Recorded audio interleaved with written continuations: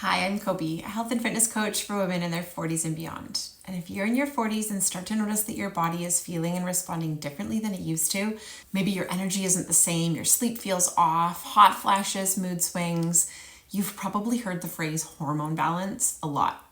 I use that term too, quite a bit. But I realized something. Not everybody knows what that actually means. I remember a time when I was diving into hormones and their balance and how they affect one another. I didn't really know what it meant either. So today I want to clear up the confusion. When I talk about hormone balancing, I'm specifically talking about estrogen, progesterone, cortisol, and insulin.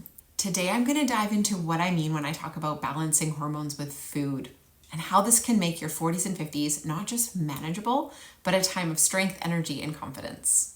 If you've ever Googled hormone balance or perimenopause or hormones through menopause, you know how overwhelming it can be. You'll find lists of 10, 20, 30 different hormones, estrogen, progesterone, cortisol, insulin, thyroid hormones, etc., etc., etc. And it can leave you wondering, where do I even start? What does this mean to me? Why do I even care? I just want the symptoms to go away. Here's the truth. All of these hormones interact with one another. They work in kind of a symphony or a dance, I like to call it. When I talk about hormone balancing with food, I focus on insulin first. And this is because insulin is one of the most powerful conductor hormones in that symphony, or the lead in that dance. When insulin is steady, it sets the tone for so many of the others. So let's break this down. Every time you eat, your body releases insulin to help move energy into your cells for your regular body system's function and your physical output and activity. After 40 though, our sensitivity to insulin naturally shifts. It doesn't quite work in the same way and its efficiency can get a little off. That can lead to blood sugar spikes and crashes, which you might feel as afternoon slumps of energy or cravings for sugar or carbs. You might notice brain fog, stubborn weight gain around the midsection. And when insulin is out of balance, it also throws off other hormones like estrogen, progesterone, and cortisol, the very hormones that are already changing in perimenopause and menopause. Here's an example. When blood sugar is spiking and crashing, cortisol, your stress hormone, has to step in to rescue you. That leaves you feeling wired but tired.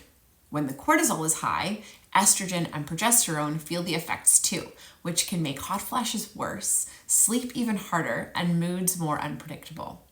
Even thyroid function, which affects your metabolism and energy among a multitude of other things, is influenced by how steady your blood sugar is. So while hormone balance sounds broad, it is, but focusing on insulin gives us a practical starting point that supports the whole chain reaction and the whole ripple effect. So here's how food comes in. The good news is that food is one of the most powerful tools that we have to balance the insulin that our body is producing. When we build meals with the right combination of protein, healthy fats, and fiber, we create steadiness. No big spikes and no crashes, which means that the cortisol and every other ripple effect hormone doesn't have to get wonky. Just steady energy and calmer hormones. Everybody's dancing and playing in that symphony as they're supposed to. That's what I mean when I say balancing hormones with food. It's not about being perfect. It's not about following a rigid diet. It's about creating balanced meals that support insulin first. Because when insulin is balanced, everything else flows more smoothly, more efficiently, more effectively, and you don't even have to think about it. So you might be asking, why does this actually matter for me right now?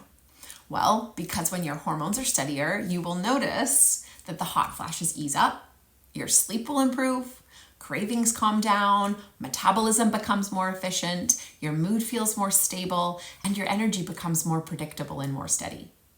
Plus, it's not only about the symptom relief right now, which is a good thing, it's also about long-term health as well. Balanced hormones mean better bone health, heart health, muscle strength, and independence as we move through our 60s, our 70s, and beyond. So the next time you hear the phrase hormone balance, I want you to think about this. It doesn't have to be overwhelming. It starts with the way you fuel your body every single day. It's a different way of looking at food than what we're used to, different than what diet culture has taught us, and what's likely ingrained in our foundational thoughts around food, especially if you grew up in the 90s like me.